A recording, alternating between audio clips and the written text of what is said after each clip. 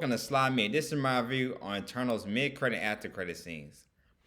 I decided to do this, wait till, a week later to do it, because I figure everybody that has seen the movie, if everybody that has not seen the movie, they're not going to see it or they really don't care about me spoiling it for them. So I decided I'm going to do it this afternoon and talk about the mid-credit and after-credit scenes of Eternals.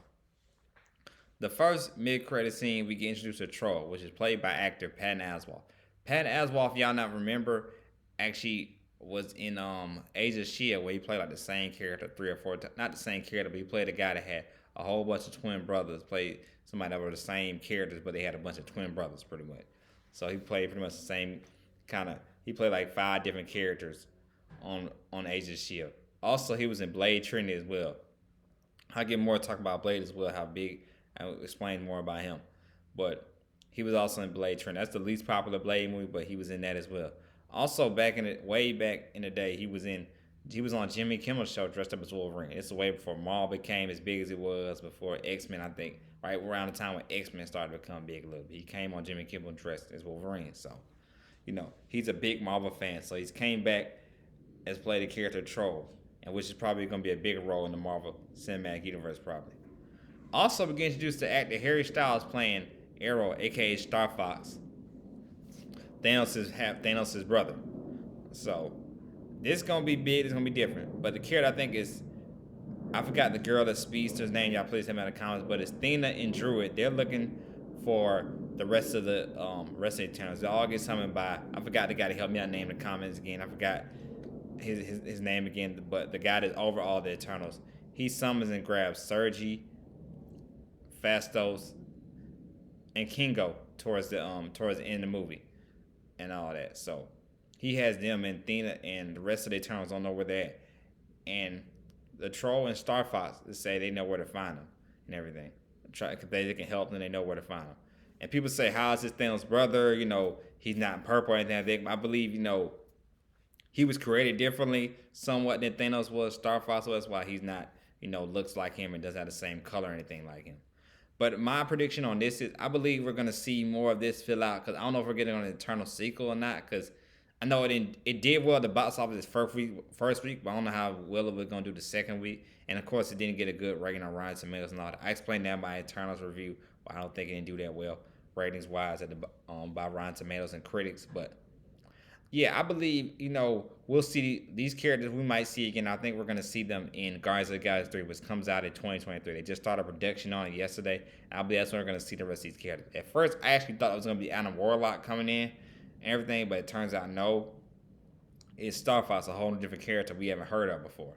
So, I believe, we'll get all this, straightened out probably in Thor Love and Thunder or Guardians of the Galaxy 3 the year after next. Either next year in Thor Love and Thunder or Guardians of the Galaxy 3 the year after next.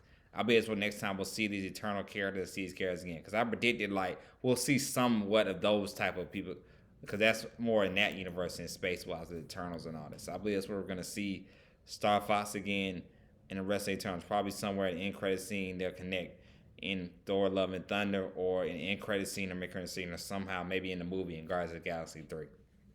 So I think that's what we're going to see again. But like I said, the thing about Star Fox, he has a very interesting power. His superpower is that he can control people's feelings, that he can make anybody fall in love with him, which very good power, you know what I'm saying? I wish I had a power like that. Make anybody fall in love with you. So that's his superpower. So very, very good superpower. That's what the big superpower he has. He can control people's feelings and emotion. But he is also half Eternal, found out as well in the comics, along with his brother Thanos. So he is besides being extremely powerful, that's one of his main things he can do. He can control people's feelings, make any girl fall in love with him. He even gets in trouble with that within the comics with him doing that. But, I think I might like this character live. They somehow able to do this in the movie and all that. I feel like it'll work very, very well. So it'll be interesting. So I like that end credit scene. I like that mid credit scene. I said that was a mid credit scene. I like that mid credit scene. Like I said, bunch of characters we don't know about. Like I figured we were probably gonna get a bunch of characters we don't know about we wouldn't expect.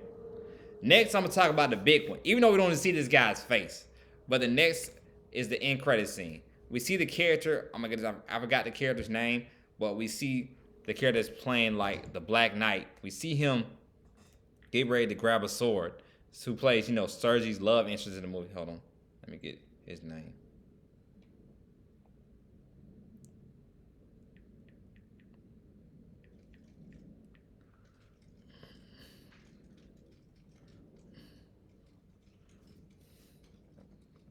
Oh man, sorry you guys.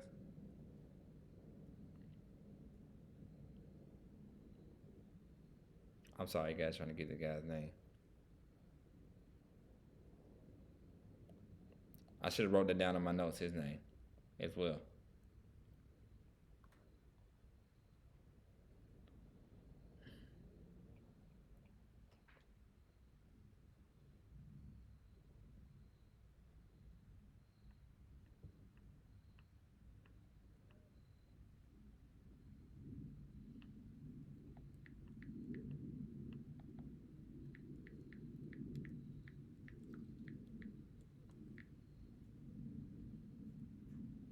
Yes, I'm sorry, man. Dang.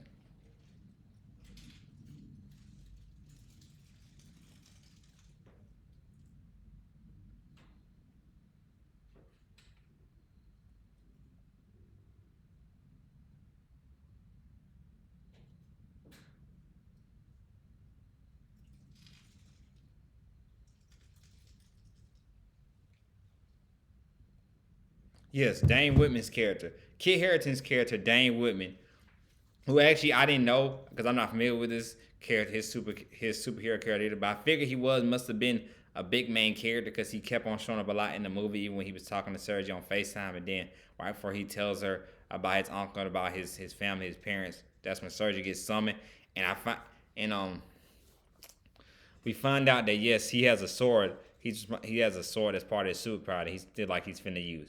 And right before he touches the sword, he hears somebody say, "You sure you want to do that, Mister Whitman?" And we find out I didn't know who it was at first either. It sounded like the Watcher or something like that, or maybe it wasn't. Maybe even Nick Fury or something like that. I thought maybe it might have been him or something like that. But we find out it is Mahershala Ali's Blade. We don't see his face, but we see Blade. I'm like, oh my goodness, Blade. I'm like, when I read it on my phone after I left the theater, I was like, Blade. Okay, we finally get our introduction to Blade. We don't know when the Blade movie is coming out. My prediction is might come out in 2023 as well. So, well, Blade. Like I was saying, let's talk about Blade. Blade is a big reason, is very much responsible for why Marvel is what it is now. Blade, what people talk about is a bunch of stuff, bunch of times on Facebook. All the superhero fan pages, people done YouTube videos and all that. But Wesley Snipes' Blade movie really saved the Marvel, and not Marvel industry, saved Marvel Studios. Pretty much responsible for creating Marvel Studios what it is now. It saved Marvel's company. People don't know this. They had lost all their characters a long time ago. They lost Spider Man. They had lost X-Men. All that. They pretty much got all the characters back except for Spider Man because they're kind of in a partnership with Sony right now for Spider Man. But they were going bankrupt, and Wesley Snipes saved Marvel from going bankrupt by creating the Blade movie. Because in the '90s, it was no good movies out then. The superhero movies were kind of on a downhill spiral. And Blade came out, I think it was '98, '99, and it did so well at the box office. It really shot up Marvel, saved Marvel a lot of money, and they was able to build, a few years down the road, like pretty much almost 10 years down the road, they was able to create what they did now with Iron Man and all that, what they're doing right now. But Blade was a big part of that in everything. I hope Wesley Snipes somehow gets a role in this Blade movie somehow, some kind of way, a cameo or something, because he's really the reason why Marvel is what it is today. But yeah, to see Blade, yeah, to see to hear Blade, but then to get a chance to see him, I'm like, why ain't just show him? But I guess they didn't want to show him because that really went crazy. But we get to hear Blade talk, and he tells Dane Whitman not to touch that sword because that sword can control power that you can imagine. It makes you feel death, lust, and it makes you go crazy and want to kill all the time with that sword. So that's the reason why he tells him like, hey, you sure you want to do that? You sure you want to use that sword? Because you won't never be the same after that. You'll be attracted to souls and about killing and hurting and all that. You become crazy when you get that sword. When you get that power of that sword, you gotta be able to control it. So, what they said, Dane Whitman is part of Black Knight in the comics. Him and Blade were together in the comics. So I'm interested to see will he pop up in the Blade movie or something like that. That's what will happen. If it does happen, I hope. I can't wait to see it. I would love to see actually Blade show up in the Morpheus movie. I wonder if that might happen. It comes out next year where we see Blade in that. I don't know with the Sony and Marvel thing. I don't know. We just see Michael Keaton. In the trailer, I know y'all saw, like I saw, we just see Michael Keaton. He's actually in there. The Vulture character. He's in the Morpheus movie. But I don't know. Hopefully we can something that. We do know that it is connected to that Spider-Man universe and everything like that. We don't know yet. We don't know. But I'm hoping we do get that. I really do. Hope we get a Morpheus, a Blade popping with Morpheus and all that. That would be so interesting. so phenomenal. I would geek out, go crazy, if I really saw that. But that's the other cameo I would get. We get to see Blade. So I'm just like, wow, Blade is officially in the MCU now. So as like I said, I don't know if he'll pop up in the Eternals movie or in the Thor's God Love and Thunder, but I feel like it's setting up his own movie and Dane Whitman will appear in there and they'll have some kind of team up with like all the vampires teaming up together and everything. And I wonder, hopefully we could get maybe a Morpheus like in there in that movie or something like a cameo or something like that. But wow, Blade. Like I said, he Blade. Pretty much the man, the superhero that kind of started off for the MCU before it became the MCU. Pretty much the one that got Marvel stamped in the film in the film industry, pretty much. So, like I said, I love both of I love both of the end credit and mid credit scenes. Something interesting.